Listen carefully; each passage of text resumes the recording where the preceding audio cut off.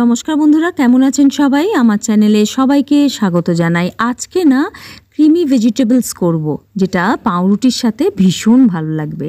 অনেক সময় হয় না, মানে মাংস, মাছ বা যে কোনো জিনিস আর কি খেতে ইচ্ছা করে না, তখন মনে হয় যেন একটু হালকা কিছু খেলে। তো ডিনারে একটা এরকম রেসিপি করে নিতেই পারো। দেখো, প্রথমেই জল নিয়েছি, তাতে নুন আর হলুদ দিচ্ছি, হ্যাঁ, দিয়ে কিছু ভেজিটেবলস এর মধ্যে সেদ্ধ করে নেবো। 80% মতন সেদ্ধ করব কিন্তু। কেমন? দেখো, গাজর নিয়েছি, বিনস নিয়েছি, একটু আলুও দিয়েছি। আলু না হলে যেন কোনো রান্নাই বেশ ভালো লাগে না। সুইটকর্ন দিয়েছি, হ্যাঁ, ভুট্টা দিয়েছি, আর দিয়ে না একটু ভালো করে দেখো এরকমভাবে মিশিয়ে নিচ্ছি, মানে যাতে এটা হলুদটা এই কারণেই দিলাম, ভুট্টার কালারটা যাতে মানে হালকা না হয়ে যায় সেই জন্য। তো ভালো করে চাপা দিয়ে ফুটিয়ে নিয়েছিলাম, মোটামুটি 80% মতন এটা কিন্তু সিদ্ধ করে নিয়েছিলাম। কেমন? আর দেখো, জলটা না এমনই দিতে হবে যাতে সবজির সাথে জলটা একদম মানে শুকিয়ে যায়, বা যদি থেকে যায় তাহলে পরবর্তীকালে যখন মানে সব রকম রেসিপিটা কমপ্লিট করার আগে একটু এই স্টকটা দিয়ে দিতে পারো। তো দেখো, এখানে মাখন নিয়েছি আর তেল নিয়েছি, নাহলে মাখন শুধু দিলে না ভীষণ জ্বলে যায় তাড়াতাড়ি, তো সেই জন্য দিয়েছিলাম তেল। আর একটু কাঁচা লঙ্কা কুচি, আদা কুচি দিয়ে না একটু হালকা করে ভেজে নিয়েছিলাম, যাতে করে আদার যে কাঁচা কাঁচা গন্ধটা না থাকে। আর মাখন দিয়ে আদা আর কাঁচা লঙ্কা ভাজলে না বেশ ভালো একটা মানে ফ্লেভার আসে আর কি। তো দেখো, এই মতন হালকা করে ভেজে নিয়েছিলাম। এরপরে না বাঁধাকপিটা স্কিপ করেছে দেওয়ার সময়টা, তো বাঁধাকপি একটু দিয়েছিলাম একদম চপড করে, বেশ ভালোভাবে ওটাও একটু হালকা করে 1-2 মিনিট মতন ভেজে নিয়েছিলাম। এখানে দেখো একটু ছোট ছোট টুকরো করে রাখা ক্যাপসিকাম দিয়েছি। আমার কাছে সবুজ ক্যাপসিকামই ছিল, সেটাই দিয়েছি। তোমাদের কাছে হলুদ, লাল যে কালার থাকুক না সেগুলো দিতে পারো।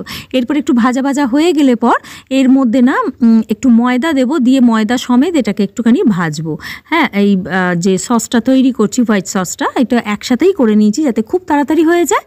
এবার দেখো, 1.5 কাপ মতন দুধ দিয়েছিলাম, কারণ 1/2 কাপ মতন আমি ওই স্টকটা দিয়েছিলাম, ভেজিটেবল স্টকটা ফেলে দিইনি, এর মধ্যে মিশিয়ে দিয়েছিলাম, তাই জন্য এখানে 1.5 কাপ মতন দুধ দিয়ে ভালো করে, যাতে লামস না হয়, খুব ভালো করে একদম মানে এটাকে ভালো করে ফুটিয়ে নিতে হবে আর কি, যাতে লামস মতন না থাকে। দেখো, স্টকটা দিয়ে দিলাম, তাহলে পুরো 2 কাপ মতন ধরো দুধ আর জল, মানে স্টকটা নিয়ে তৈরি হলো আমার 2 কাপ মতন দিয়েছি। যদি দুধ দাও শুধু, তাহলে 2 কাপই দেবে। কেমন?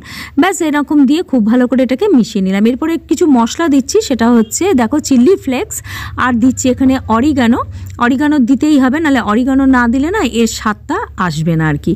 তো দেখো, এখানে ধনে পাতা কুচি দিয়েছি আমি একটু, দিয়ে একটু আন্দাজ মতো নুন দিয়েছি, একটু চিনিও দিয়েছিলাম যাতে ব্যালেন্সটা থাকে নুন আর চিনির দিয়ে না। আর দেখো, কিউব দিয়েছি 2টো চিজের, হ্যাঁ, তোমাদের কাছে যেরকম চিজ থাকবে সেই মতন দিতে পারো, কোনো অসুবিধা নেই। দিয়ে খুব ভালো করে এটাকে গলিয়ে নিতে হবে চিজটাকে, ঠিক আছে? ঠিক এই মতন করে নিতে হবে প্রথমে। তোমরা এরকম না রাত্রিরে ডিনারে রুটি, মাছ, মাংস এরকম না খেয়ে, ভাত না খেয়ে যদি মনে করো এরকম একটু স্কিপ করবে, অনেক সময় ভালো লাগে না, দেখবে এরকম একটু করে দেখতে পারো, দারুণ লাগবে এই খাবারটা। আমি পাউরুটির সাথেই সার্ভ করেছিলাম। তো দেখো, এরকম একদম রেডি হয়ে গেছে আমার সসটা। এবার এই যে সবজিটা যেটা তৈরি করেছিলাম, সেদ্ধ করেছিলাম, তার মধ্যে এটাকে ঢেলে দেবো। হ্যাঁ, ব্যাস, ঢেলে দিয়ে খুব ভালো করে মিশিয়ে নেবো। বেশি সময়ও লাগে না, খুব সুন্দরভাবে এটা খুব সব কটা উপকরণ দিয়ে খুব ভালো করে এটাকে জাস্ট মিশিয়ে নিতে হবে, আর কিচ্ছু না। তোমরা চাইলে এর মধ্যে কাঁচা লঙ্কা কুচি যদি ওপর থেকে মনে হয় খাবার সময় দিতে পারো, যেটা ওটা ইচ্ছা অনুসারে। কেমন? তো দেখো, ব্যাস এরকম করে রেডি করে নাও, আর রাত্রিরে গরম গরম এরকম সার্ভ করে দাও, দারুণ খেতে লাগবে। হেলদি একটা খাবারও হবে, বাচ্চা বড় সকলের পছন্দের খাবার কিন্তু এটা। কেমন লাগলো গো আজকের রেসিপিটা? জানাতে কিন্তু একদম ভুলো না। কেমন?